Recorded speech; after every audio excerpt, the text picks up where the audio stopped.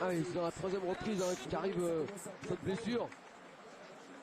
Et c'est vrai qu'on est perturbé parce que là honnêtement on s'attendait pas à ça, on s'attendait vraiment à ce que le combat monte en puissance et au moment où ça commence à bien prendre.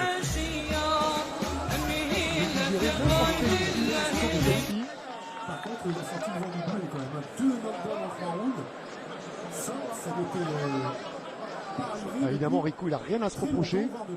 Par contre, il a senti le vent du boulet quand même. 2 knockdowns en 3 rounds. Ça lui était pas arrivé depuis très longtemps, voire depuis jamais. C'est pas non plus le scénario qu'il espérait, hein. Vraiment loin de là. Mais lui, évidemment, c'est comme à la fin de la première rencontre, il avait besoin d'une victoire limpide.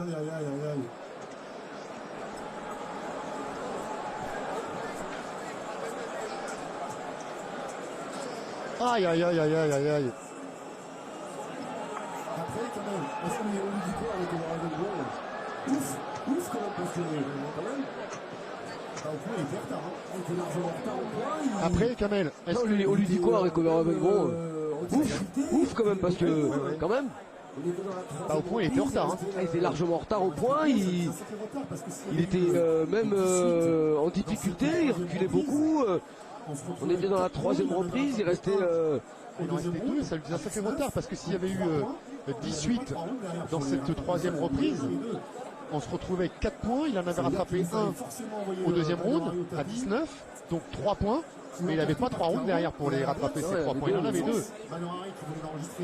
Ça veut dire qu'il lui fallait forcément envoyer Badr Hari au tapis ou l'emporter par KO, et à l'inverse, dans l'autre sens, Badr Hari qui venait d'enregistrer 2 knockdowns, Kamel. Lui, il avait plus de 2 knockdowns à enregistrer en tout pour mettre un terme automatique au combat. Et 2 knockdowns en 2 rounds et demi, puisqu'on était à la mi-combat, 2 knockdowns, c'était faisable pour lui. Voilà, moi je retiendrai cette image et celle de Rico qui est tout de suite venu soutenir Badr Hari, et Badr qui lui caresse la tête. Ça c'est vraiment les très belles images après des paroles apaisantes, apaisées hier à la pesée. Les deux se montrent à la hauteur de leur statut. De la part de Rico, c'est pas une nouveauté. De la part de Badr, c'est une grande preuve de maturité. C'est ce Badr là qu'on a envie de voir encore de nombreuses années. Et évidemment, on va espérer avoir un Collision 3. Mais ça va nous obliger à attendre un an. Ouais, et puis surtout en savoir un peu plus cette blessure de Badr Hari, au niveau de la cheville. Vous savez que c'est aussi très long pour la récupération, comme le genou. Allez, on a pris un tout petit peu de retard. Vous restez bien avec nous si vous êtes pressés de voir l'UFC Busan avec la 3e participation de Cyril Gane. Ce sera tout de suite après qu'on ait rendu l'antenne. On va encore attendre un peu, voir s'il y a interview ou pas sur le ring. Il devrait y avoir au moins Rico et pourquoi pas Badr. Évidemment, c'est des images que vous avez envie de voir. La décision officielle d'abord, parce qu'elle n'a pas été rendue.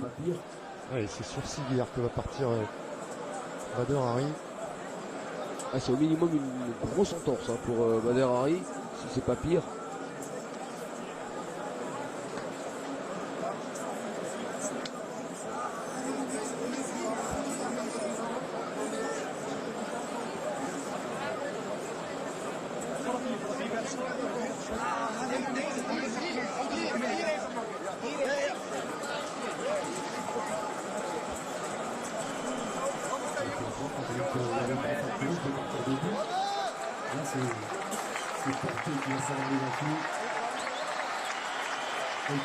Quand vous avez le bras fracturé, vous pouvez partir debout.